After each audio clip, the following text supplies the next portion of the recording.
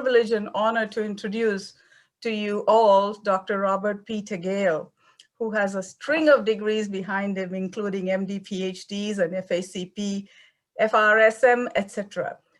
So Robert Peter Gale was born in New York City, and he attended the Erasmus Hall Academy and the Pratt Art Institute. I particularly wanted to mention this, and this was to study industrial design. And from where to where does one travel in one's life? This is really interesting. So he received his MD degree from the State University of New York at Buffalo in 1970. And his postgraduate medical training, internal medicine, etc., was at the University of California at Los Angeles. Now, he was with some big names, and I can tell you that he really is my contemporary in one sense, that we all worked with the same people in the oncogene field, big giants. This was with William Valentine and David Solomon. And in 1976, he received his PhD in microbiology and immunology from UCLA. Again, focusing on cancer immunology. Then he stayed on at the faculty at UCLA School of Medicine, where he focused on molecular biology, immunology, and the treatment of leukemia. Now, he also developed the bone marrow transplant program supported by NIH. He was interestingly also active in the Department of Psychology, where he and his colleagues studied interactions between stress, immunity, and cancer. However, leukemia and other bone marrow disorders have remained the central theme of Dr. Gale's basic scientific and clinical research over the last 35 years. He and his colleagues have contributed to understanding the molecular biology and immunology of leukemias. And while at Weizmann Institute of Science, he and Eli Kanani, again an old colleague of mine, molecularly cloned the gene responsible for chronic myelogenous leukemia.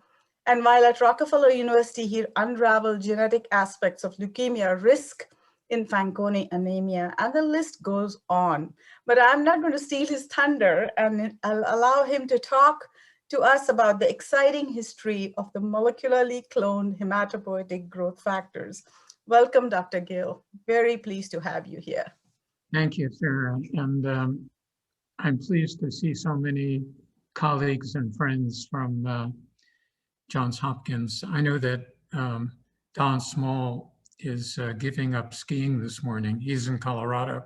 I'm in Montana. They have better snow than us right now, but Don is giving up skiing, at least for an hour. And Gabe is in Hawaii, smarter than the rest of us. And Hildur Lazarus, I hope that's okay, has joined us from Cleveland. So Gabriel has kindly asked me to, I shouldn't say kindly because it took me about 3 or 4 days to put this together when I could have been snowshoeing, but discuss the history of molecularly cloned hematopoietic growth factors. And this is going to be a little bit different from what I understand or the usual lectures in this series where people typically tell you their whole life story. I'm going to tell you the life story of others, and only at the end will I mention an interesting experience that I've had in this field. So disclosures, sadly none. And this is a list of educational objectives that are available. I'll show at the very end where you can get CME credit if needed. Okay, so at least at Imperial College, we are obliged to show this slide at every presentation, regardless what the presentation is. So it's this scheme of hematopoiesis that you all know very well, where we have stem cells and then progenitor cells, and then end cells. This is quite a remarkable system. And I just put on this slide the daily production rates of some of these cells. We're going to focus, of course, on white blood cells, fundamentally granulocytes. You can see that the myeloid series, has tens of thousands of more cells produced daily than the lymphoid series, or even hundreds of thousands of times more. So you make about a milligram of white cells every day, and they hang around for a couple of hours to maybe 10 or 12 days. So you would quickly explode. In 100 days, you'd have a kilo of white blood cells, and in a year you'd have 3 kilos, and you would quickly explode from producing white blood cells. So the trick in the system, of course, is that, as you see here in the yellow, this production results in a terminally differentiated cell. So it's a very tightly balanced system where the production and the destruction are intimately linked. And this is sort of the fundamental concept of system biology that has led to uncovering of these hematopoietic growth factors. And it all hinges on hematopoietic stem cells. And we'll talk about that in a moment.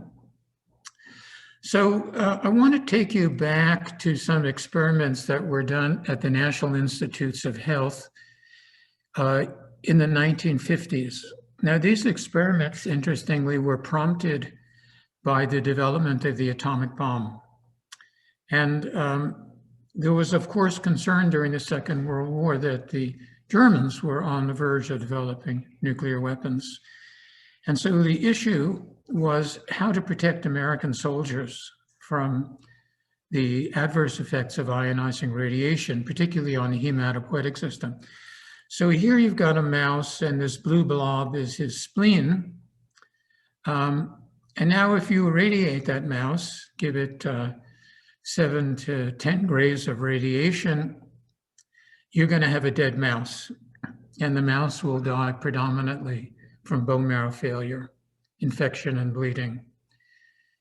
Now, the experiment that I want to discuss was to open up the mouse abdomen and take the spleen on its pedicle out, and then put it inside a lead box. And now expose the mouse to about 8 grays of ionizing radiation, and now put the spleen back in, and the mouse survives.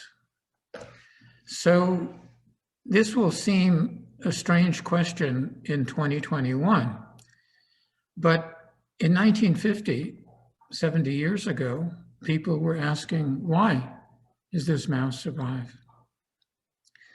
Well, there were 2 popular notions. The most popular notion was that the spleen, being protected from the radiation, releases factors that cause the radiated bone marrow to recover. Now, I mean, that's hard for us to imagine, but that was the predominant theory. And the second one is that hematopoietic stem cells, or progenitor cells in the spleen, when it was put back in the radiated mouse, caused repopulation. So, as I say, the popular notion at the time was that these factors released by the spleen were causing the bone marrow to recover.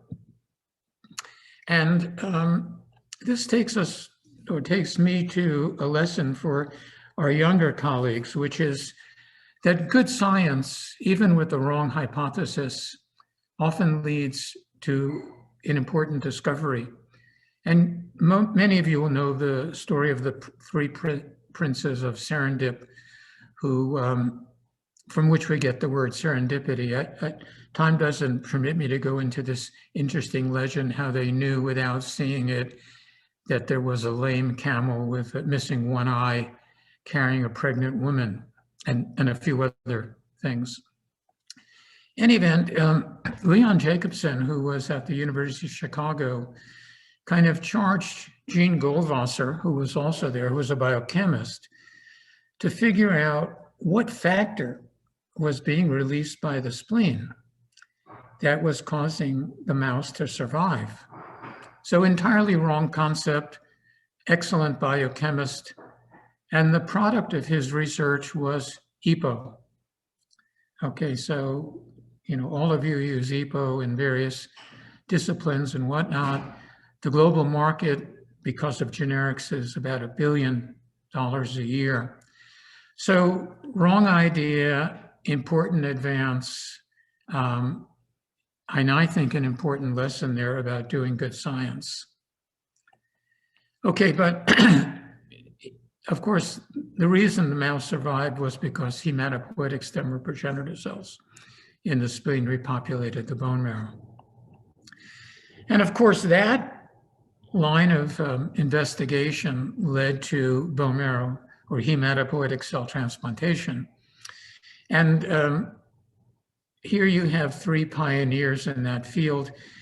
And of course, I must include a photo of my very good friend and Hopkins alumni, George Santos, who played a fundamental and not, I would say, not fully recognized role in the development of hematopoietic cell transplantation.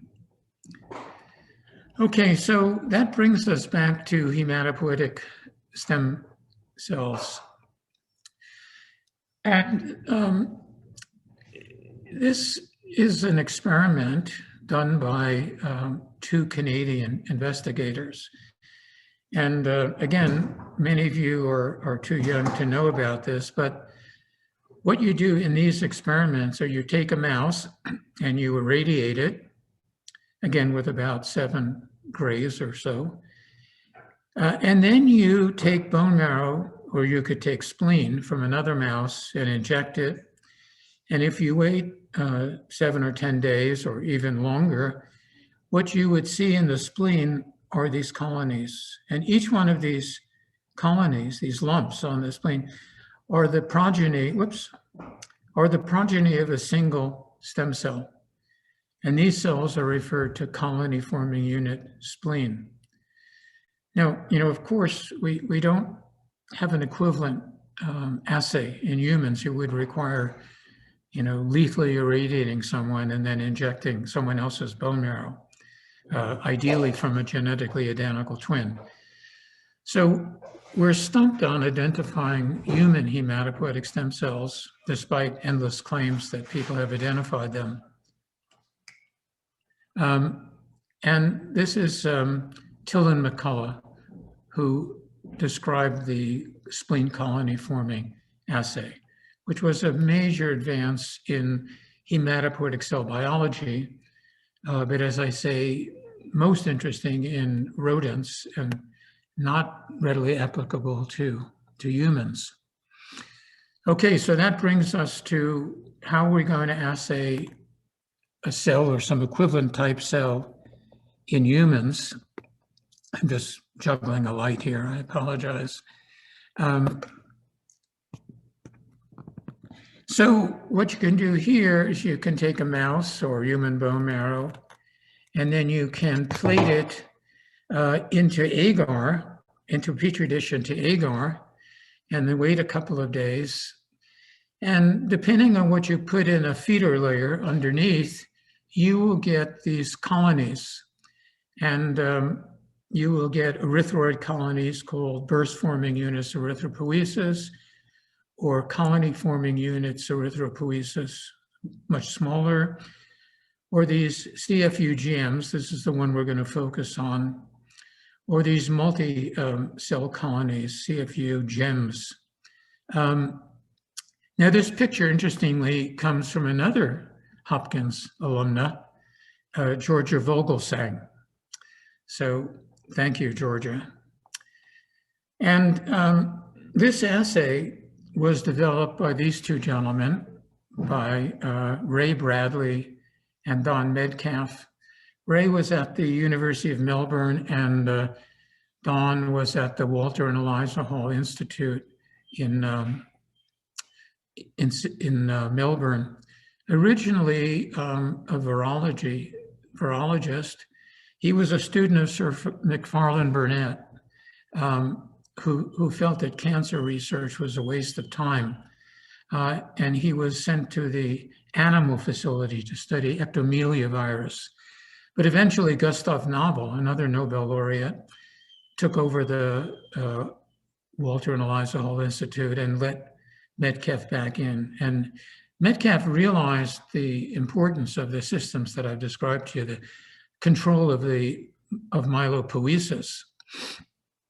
Now, at the same time that this pair described these in vitro colonies, these CFU-GMs, I have to give credit to another group from my home institution, the Weizmann, Leo Sachs and Dov Plusnik. I couldn't find a picture of Dov, but they simultaneously described this CFU-GM assay that I showed you.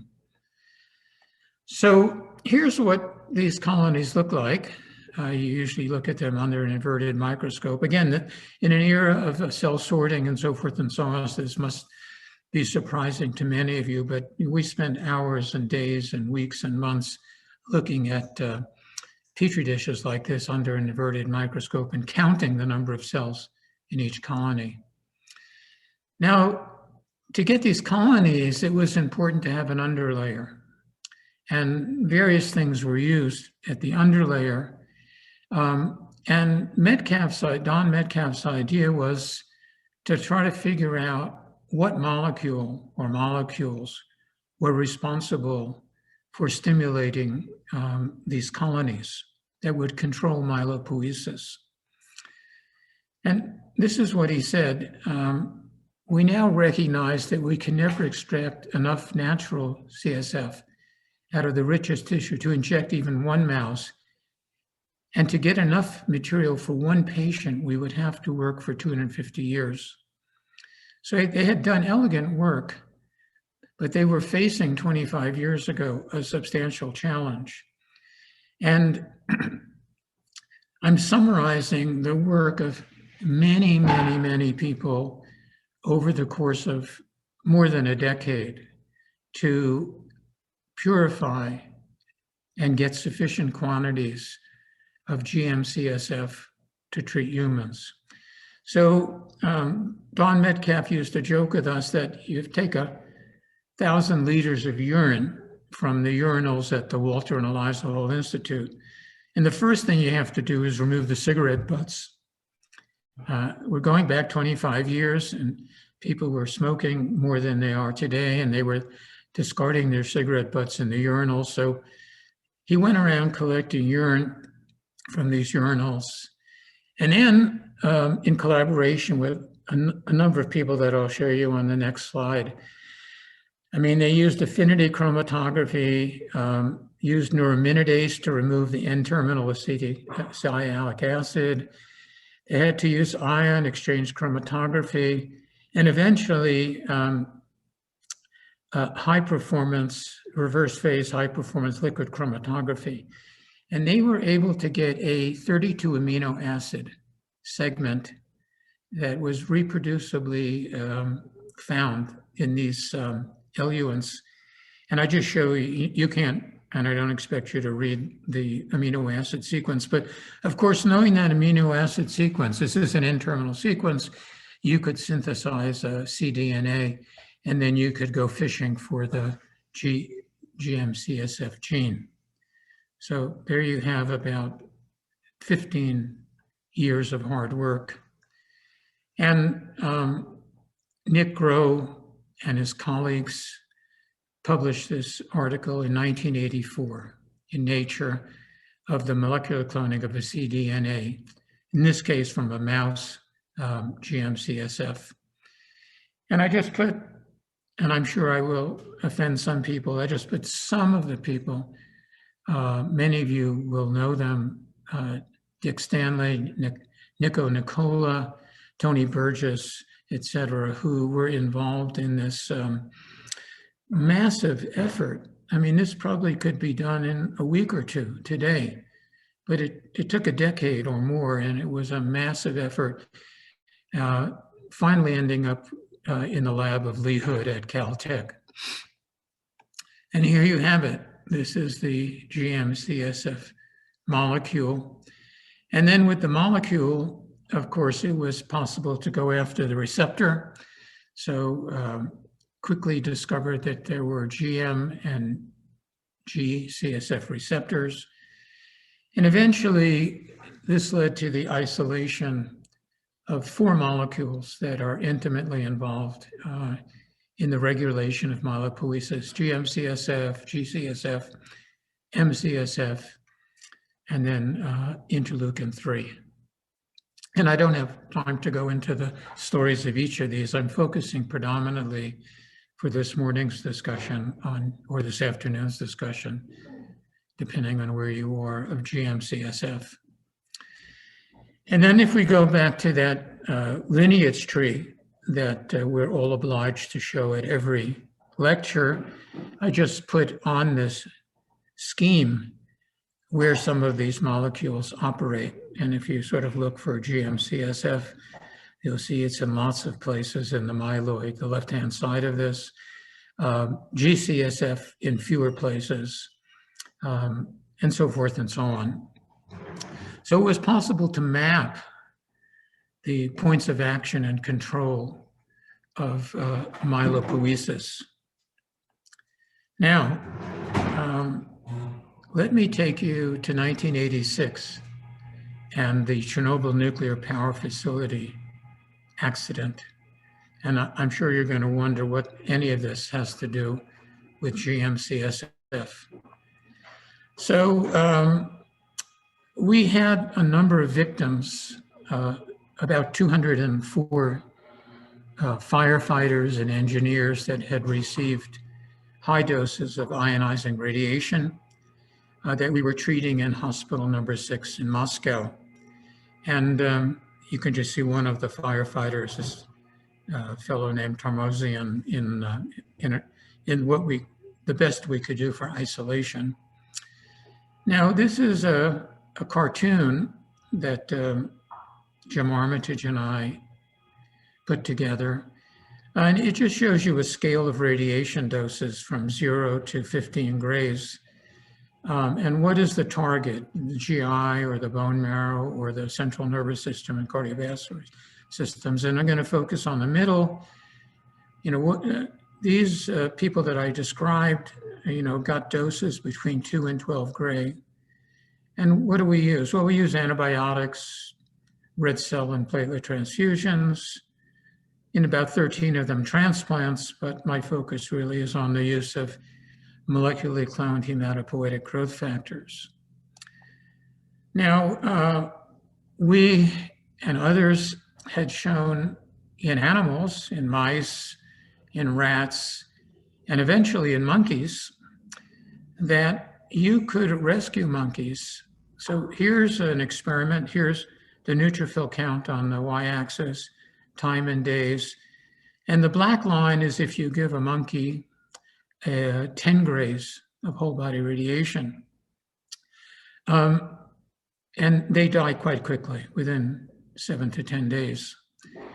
But if you spare just a little bit of the bone marrow, 2.5 or 5%, and then you give GM-CSF or G-CSF, you can see you can abort this nadir of neutropenia, and you can rescue those monkeys.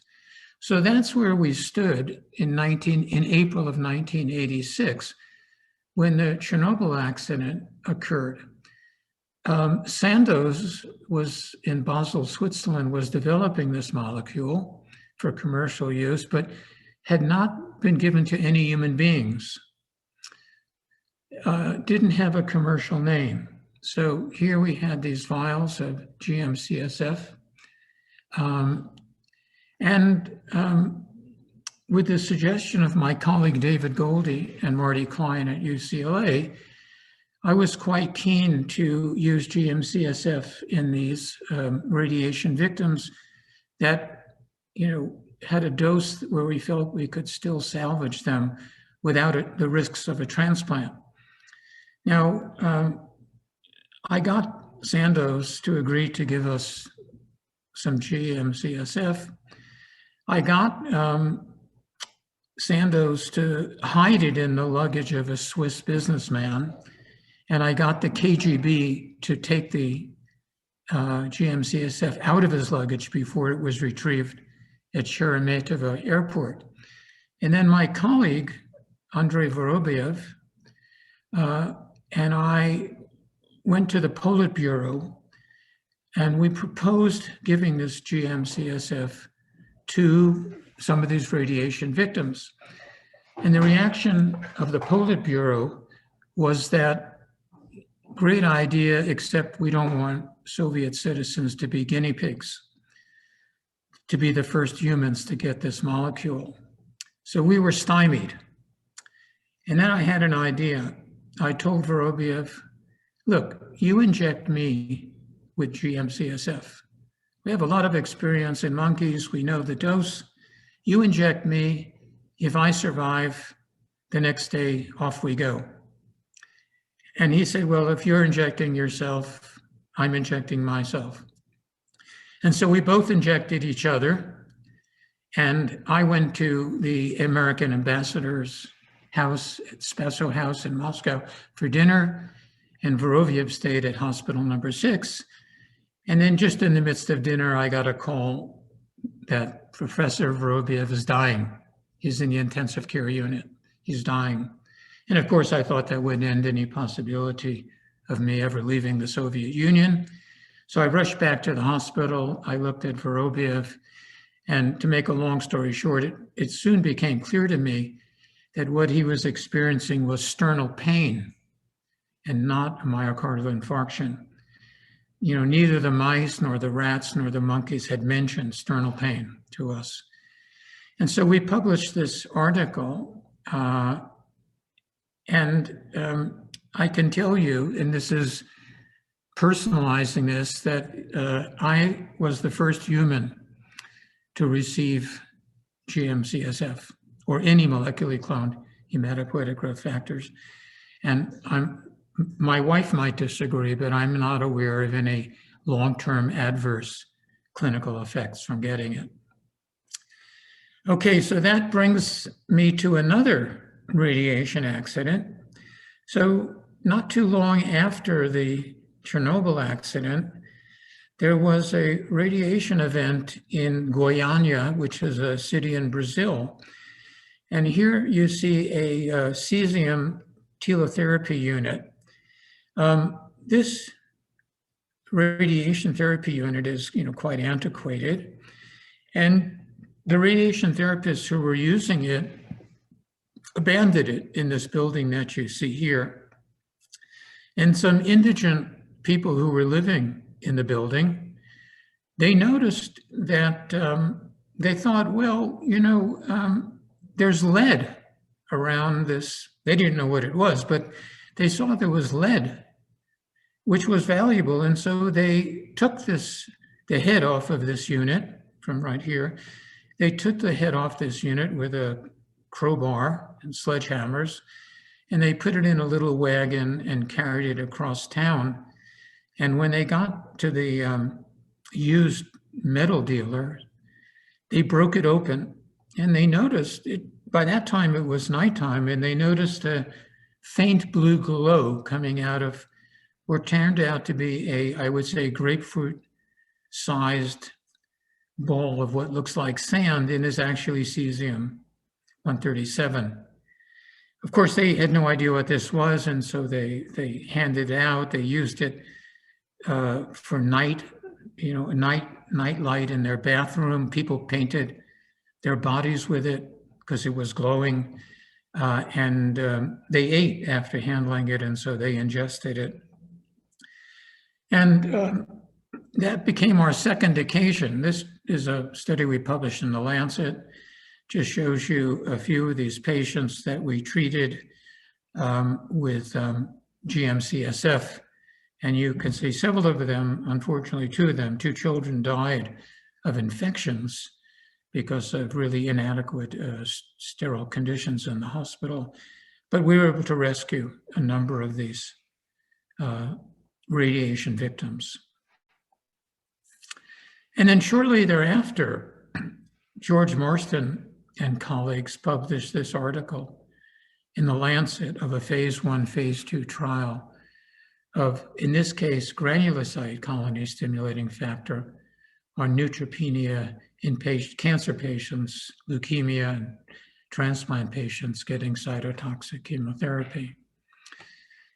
And so we've wound up, there are several forms of these. We have sargramostim or leucine, we have Neupogen or filgrastim, we have pegylated forms. And the global market for these, for those that are interested, is something on the order of $3 billion.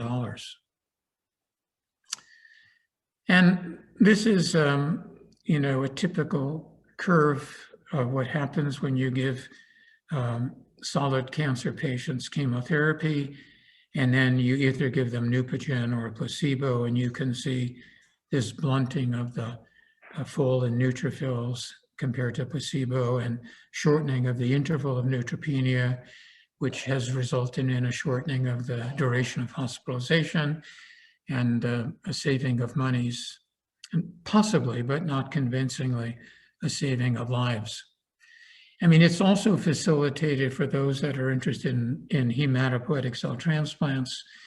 It facilitated a movement away from the use of bone marrow and to the use of blood cells.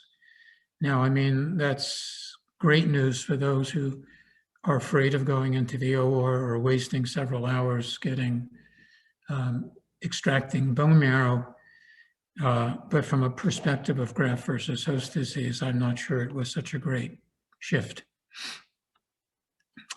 And this is just ongoing research. Hillard Lazarus, who's on the phone, and I on the Zoom, and I recently just considered, the use of these molecules in the context of the SARS-CoV-2 pandemic and COVID-19, and whether there's any role for these in a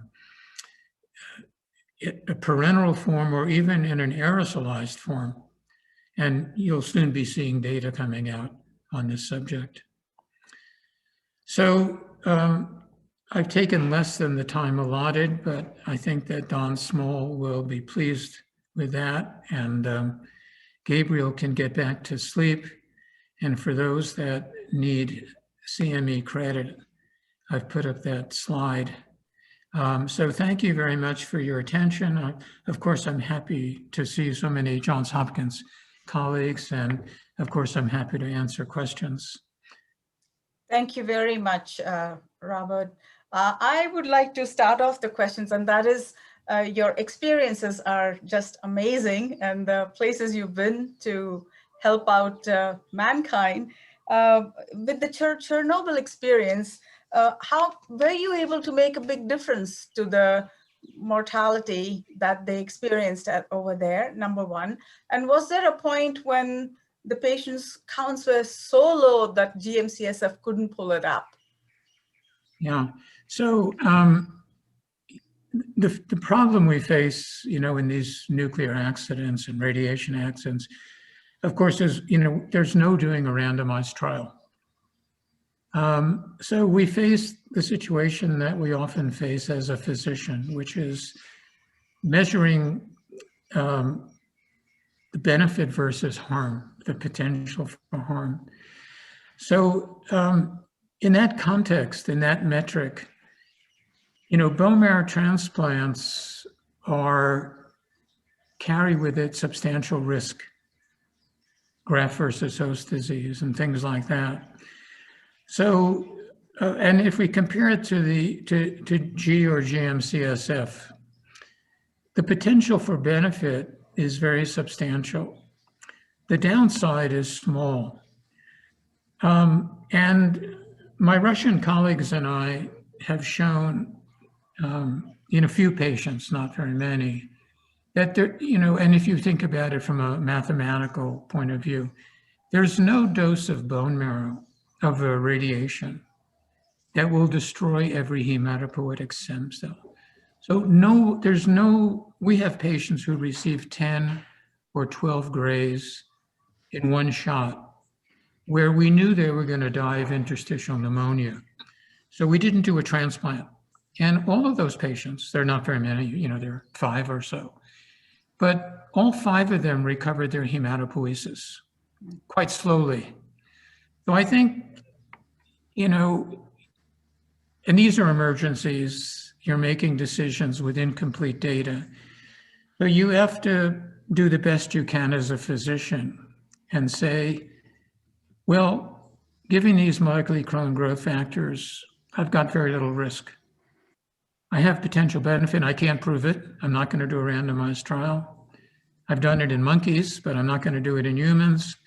So it's a rare accident where I would consider using a transplant for that reason. Now, we did do 13 transplants in these 204 patients. We have some long-term survivors that have had grandchildren now. But in these complex accidents where you're dealing with multiple injuries from chemicals, from fire and radiation, at the time you decide to do a transplant, you're going to do it in people who are going to die from interstitial pneumonia, from chemical injury and things. So you just have to bite the bullet. We do the best we can. We never know if our interventions were useful or not, but we hope they were. So I'm sorry for that long answer, but no, actually, this is wonderful because we have enough time to be able to have a long discussion. Any other questions? And I'll come back. I'm really curious about many things, and you're a font of knowledge in all these areas. Gabe, a question for you? So if I may, please. So I think, I think 30 years ago or so, obviously the antibiotics and the aseptic conditions were very different, and also the access to blood products. So maybe nowadays, doing a randomized clinical trial in which you can support patients with transfusions and antibiotics will be probably less favorable or about the same in growth factors versus placebo. My question, though, comes, do you see a role of using those growth factors in trying to develop ex vivo models or ex vivo bio factories to actually generate these cells? There's a lot of work now trying to do to make platelets or granulocytes or red cells from iPS. Do you see a use of these growth factors into this regenerative medicine type of approach, ex vivo, rather than giving it to the patient? Sure. Well, first let me say, Gabe, that when these accidents happen, and I've been in the ones I mentioned, I've been in others in Japan, and at the Fukushima accident recently, this is not driven by science. This is driven by politics. When you're talking to Gorbachev, which is a nerve-wracking experience, I might say, or you're talking to the Japanese Prime Minister, you're not going to get any mileage suggesting a randomized trial. You can just forget about it. With regard to generating granulocytes and things, or myeloid progenitors, people have been trying this for 20 or more years. It's problematic because, in my point of view, a myeloid stem cell is protected from responding to these molecular. If our myeloid stem cells were susceptible to these exogenous or endogenous stimuli, we would run out of them very quickly. We wouldn't get to 85 or 100 years. So I think the minute you have a cell that you can stimulate, you're no longer dealing with a stem cell. Now others, and I think that the process by which stem cells come online is fundamentally a stochastic process. It's not, but others will, have a different view. The other problem is at the other end of the system, whereby if you get to a myelocyte, you've got a cell that is going to die. That's the whole nature of the system, is this, the death of the cell is built into the system. So we would take some genetic engineering to prevent those final steps whereby the cell commits suicide. And so I think it's a tricky business. People have been trying. There's all kinds of cell incubator companies and things like that. But I'm not convinced that, well, certainly no one has achieved this in a clinically useful way. But I think there are some conceptual barriers that may limit you. Scott, would you like to speak up your question?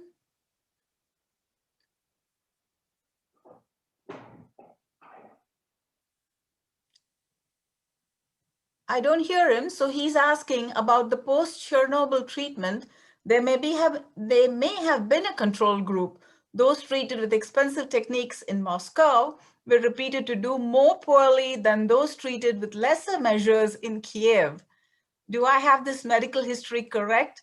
And does it tell us something about what to do in the next nuclear mishap? Yeah, so there were about 5 patients in Kiev. We, very soon after the accident, we flew everybody that we felt had a radiation dose more than 2 grays. We flew everybody to Moscow.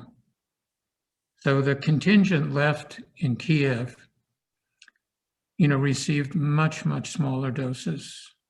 And so, there's just not a control.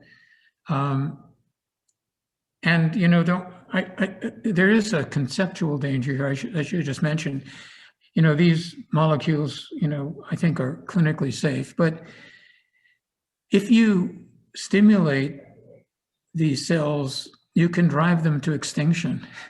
So, there is the possibility, although we haven't seen that in monkeys, there is the possibility of actually doing harm. And so again, it's a very much it's hard to explain this to scientists. So if I take off my scientist hat and put on my clinician hat, this is something we do every day. Are you going to give 4 or 6 cycles of adjuvant chemotherapy in the absence of randomized trials data to someone with a diffuse large B-cell lymphoma? Clinicians are used to dealing with this uncertainty, although they create certainties in their mind, but they're used to accepting uncertainty if you really, push them on it. And this makes, of course, no sense to scientists. Any other questions? Otherwise, I will plunge in and ask you, since we have you here, about... I would like to ask one question. Please, please. Yeah, Mark, this is Leo Luznik. Question is for me a little bit more personal for Robert. I remember Robert in 1988 coming into Europe and talking about this, and me and a lot of young people, specifically from Eastern Europe, seeing Robert really like a rock star. And he really did a huge things to popularize transplantation and importance of helping in a difficult situation. So I would be just like to hear from his perspective, also in history, what drives him to do and engage in this difficult situation. Yeah, so thank you, Leo, for your kind words. And thank you for joining. Yeah, so I have a training in Sovietology, and for reasons that relate to the Cold War, I was very much aware of the capabilities of the Soviets to respond to a nuclear accident. And I also knew, of course, that we were a light year. We and Europeans were a light year ahead. And so, I knew that we could help them, with transplants, with antibiotics. Simple things like modern antibiotics, transplants, molecularly cloned growth factors, blood cell separators. They didn't have a lot of these things during the Cold War. So, I mean, I just acted, I think, the way that any of us would act. I mean, any physician with resources and knowledge that felt that they could help colleagues and save lives, I think anyone on this call would do exactly the same thing that I did. So that was the, that's the opener. And of course, physicians feel that they are somehow protected from everything. So it was quite amusing because I flew from Los Angeles to Frankfurt on a loaded 747. It turned out that half of the people on the plane were from the press. But when we got to Frankfurt and I changed planes to go to Sheremetyevo in Moscow, the pilot and one stewardess and I were the only people on that plane, and a Geiger counter. So, but I think physicians, feel that they're immune from radiation and infections. So I think, Leo, you would do the same thing. And then, of course, once you have the experience of treating 200 of these people, when something like Goiânia or Fukushima happens, then naturally your physician colleagues are going to call you because, most of us are not used to dealing with mass casualties from a radiation accident. So your colleagues are going to call you and you're going to go. So nothing special about me. Just I think it's what every physician would do, and I'm sure you would do it as well. Any other questions? If I may, so coming back to the biology of these growth factors, one of the things that fascinates me is that most of the growth factors that we use in the clinic, including GM-CSF, though they appear to act on some sort of myeloid stem cells or myeloid progenitors, it was my understanding that they do not have a receptor on the most quiescent, highly high quality, if you want, hematopoietic stem cells. What do you think about that, and what would be the implications? I think you alluded to it a little bit in terms of exhaustion, but I'd like to hear your thoughts on that kind of piece of biology. Yeah, I mean, just by the way, Gabe, there's a monkey climbing the tree behind you.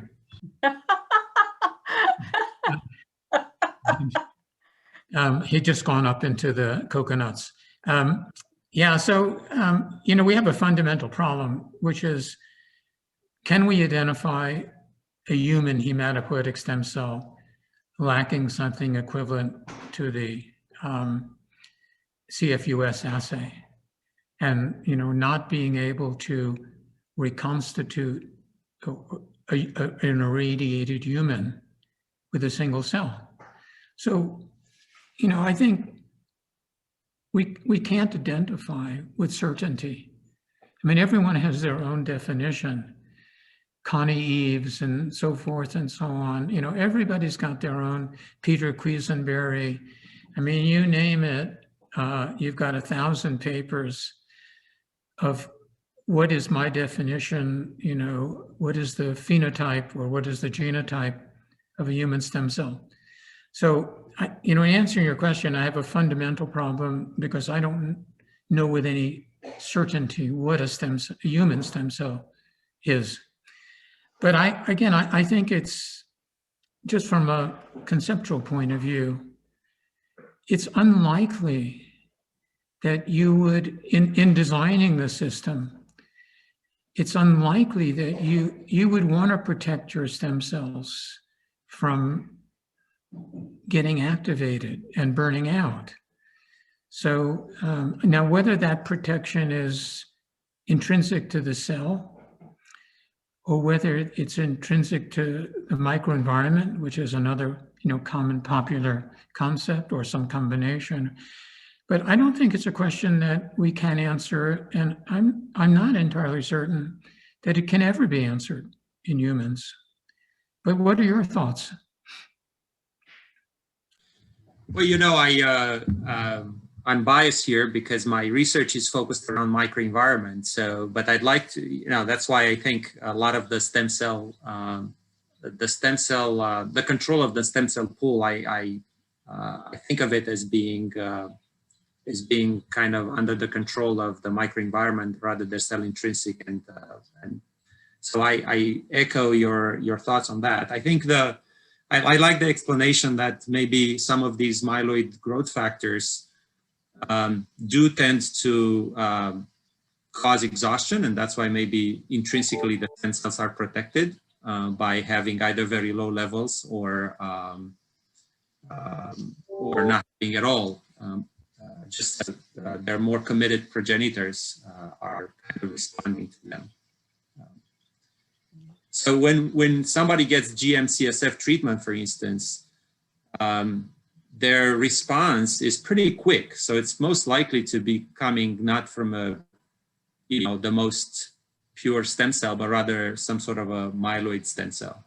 No, that is absolutely for certain. And I have to point out that, a lot of our use, mostly of GCSF, is because it occupies 95% of the market for accelerating hematopoietic recovery and getting blood cells for transplants. I mean, in the context of getting, people claim that, well, these treatments get people out of the hospital faster. Well, that's true. If you say that I'm not going to send my patient home until he has 3 days of granulocytes more than 500, it's a self-fulfilling prophecy. Now, does it, and therefore, at $10,000 a day in the hospital, in the ICU, of course it reduces, so it shortens the period of hospitalization, but that's a self-fulfilling prophecy. And it reduces cost, but again, that's a self-fulfilling prophecy.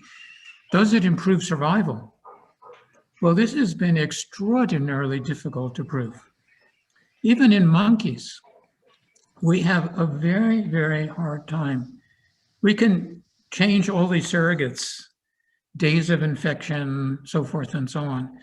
But we have a very hard time, and Tim McVitie is really the expert in this, very hard time showing an improved survival. Now, these drugs are approved for radiation accidents based on something that the FDA calls the animal rule. Because we can't do randomized controlled trials, et cetera, we have to rely on, so in the national stockpile, we have a national stockpile. I think people were unaware of this until the COVID pandemic, but we have a national stockpile, and both G and GM CSF are part of the national stockpile. So it's sitting there waiting for nuclear terrorism and things like that. But to get approved under the animal rule, you have to show in monkeys a survival advantage. You cannot show an infection advantage. You cannot show reduced numbers of days of granulocytopenia. So this is a challenge. This is a challenge. I'm glad we have it in the national stockpile. I would use it if I was faced a nuclear terrorism situation. And Jim Armitage and I have just recently reviewed this in the New England Journal of Medicine. But proving that these things actually work is not going to happen. So with that, I really thank you very much for this lovely talk and absolutely wonderful discussion. It's been a pleasure having you, Dr. Gale. Thank you for the honor of speaking to my Johns Hopkins colleagues. Thank you.